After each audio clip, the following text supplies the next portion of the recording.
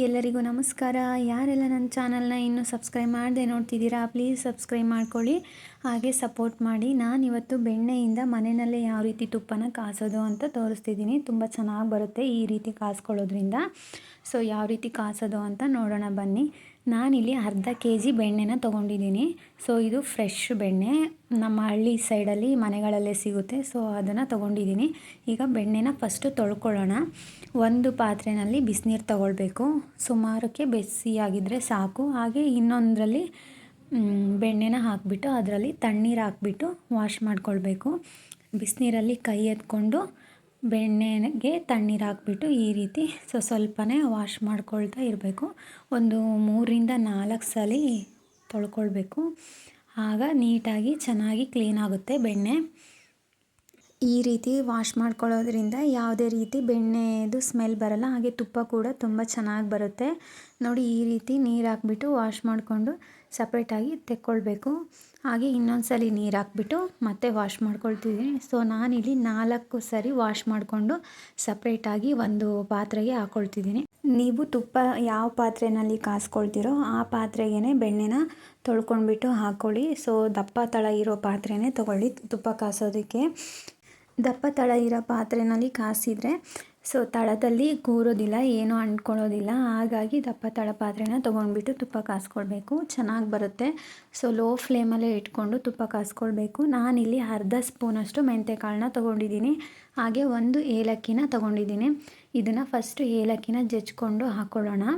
ಹಾಗೆ ಮೆಂತ್ಯಕಾಳನ್ನು ಕೂಡ ಸ್ವಲ್ಪ ಜಜ್ಕೊಂಡ್ಬಿಟ್ಟು ಹಾಕ್ಕೊಳ್ತಿದ್ದೀನಿ. ಸೊ ಮೆಂತ್ಯಕಾಳು ಏಲಕ್ಕಿ ಹಾಕೋದ್ರಿಂದ ಸ್ಮೆಲ್ಲು ಕೂಡ ಚೆನ್ನಾಗಿ ಬರುತ್ತೆ. ಹಾಗೆ ಟೇಸ್ಟು ಕೂಡ ತುಂಬಾ ಚೆನ್ನಾಗಿರುತ್ತೆ. ಈಗ ಅರ್ಧ ವೀಳ್ಯದ ಎಲೆನ ಹಾಕ್ಕೊಳ್ತಿದ್ದೀನಿ. ಸೊ ವೀಳ್ಯದ ಎಲೆ ಹಾಕೋದ್ರಿಂದ ಫ್ಲೇವರು ಚೆನ್ನಾಗಿರುತ್ತೆ. ಹಾಗೆ ತುಪ್ಪ ಆಗಿದೆಯೋ ಇಲ್ಲೋ ಅಂತ ನೋಡೋದಕ್ಕೋಸ್ಕರ ವೀಳ್ಯದ ಎಲೆನ ಹಾಕ್ತಾರೆ. ನಮ್ಮ ಹಳ್ಳಿ ಕಡೆ ಎಲ್ಲ ಇದೇ ರೀತಿ ವೀಳ್ಯದ ಎಲೆ ಹಾಕ್ಬಿಟ್ಟು ತುಪ್ಪನ ಕಾಸ್ತಾರೆ. ಸೊ ತುಪ್ಪ ಆಗಿದೆಯೋ ಇಲ್ವೋ ಅಂತ ಚೆಕ್ ಮಾಡೋದಕ್ಕೋಸ್ಕರ ವೀಳ್ಯದ ಎಲೆನ ಯೂಸ್ ಮಾಡ್ತಾರೆ. ಸೊ ಲಾಸ್ಟಲ್ಲಿ ತುಪ್ಪಗೆ ಕಾಸ್ಬೇಕಾದ್ರೆ ವೀಳ್ಯದ ಎಲೆನ ಹಾಕಿ ಚಟಪಟ ಅಂತ ಅಂತಿರುತ್ತಲ್ವ, ಸೊ ಅದು ನಿಲ್ಲಬೇಕು, ಸೌಂಡು ಆಗಬಾರ್ದು. ಹಾಗೆ ಡ್ರೈ ಆಗಬೇಕು ಅದು. ಸೊ ಡ್ರೈ ಆಯಿತು ಅಂತಂದರೆ ತುಪ್ಪ ಆಗಿದೆ ಅಂತ. ಸೊ ಲಾಸ್ಟಲ್ಲಿ ಗೋಲ್ಡನ್ ಕಲರ್ ಬರಬೇಕು. ಸೊ ಗೋಲ್ಡನ್ ಕಲರ್ ಬರೋವರೆಗೂ ತುಪ್ಪನ ಚೆನ್ನಾಗಿ ಕಾಸಬೇಕು. ಲೋ ಫ್ಲೇಮಲ್ಲೇ ಕಾಸ್ಕೊಳ್ಳೋದ್ರಿಂದ ತುಂಬ ಚೆನ್ನಾಗಿ ಬರುತ್ತೆ.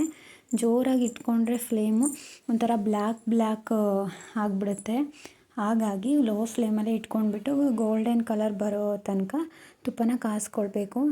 ಹಾಗೆ ಎಲೆ ಕೂಡ ಡ್ರೈ ಆಗಬೇಕು. ನೋಡಿ, ಗೋಲ್ಡನ್ ಕಲರ್ ಬಂದಿದೆ, ಎಲೆ ಕೂಡ ಡ್ರೈ ಆಗಿದೆ. ಈಗ ತಣ್ಣಗಾಗೋದಕ್ಕೆ ಬಿಡೋಣ. ತಣ್ಣಗಾದ್ಮೇಲೆ ಒಂದು ಬಾಕ್ಸಿಗೆ ಸೋಸ್ಕೊಳ್ತಿದ್ದೀನಿ.